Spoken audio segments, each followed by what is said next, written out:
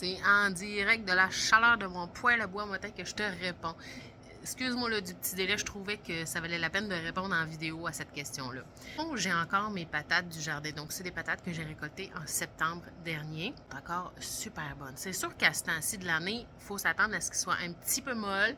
Puis oui, on commencé à avoir des petits germes après.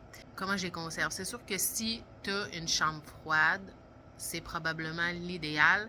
Moi ici, je n'ai pas de chambre froide et je réussis quand même à les garder super bonnes. Le plus possible, elles sont dans mon garde-manger, soit dans un sac en papier ou dans une boîte de carton, sont à la noirceur. C'est tous des trucs pas obligatoires, mais qui vont aider un petit peu. Ça va aussi que mon garde-manger est très, très frais. Là. Mettons, c'est pas une chambre froide, mais on est pas loin.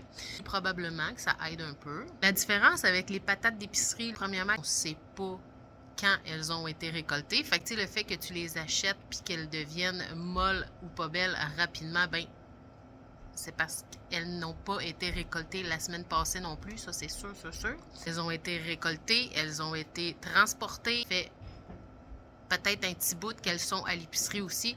Tout ça en bout de ligne, là, ça fait qu'on ne le sait pas, elles ont été récoltées quand.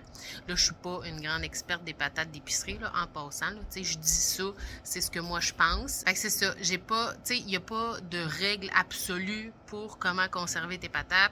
En particulier, si c'est des patates d'épicerie, ben c'est normal là qu'elles ramollissent, qu'elles germent. Voilà.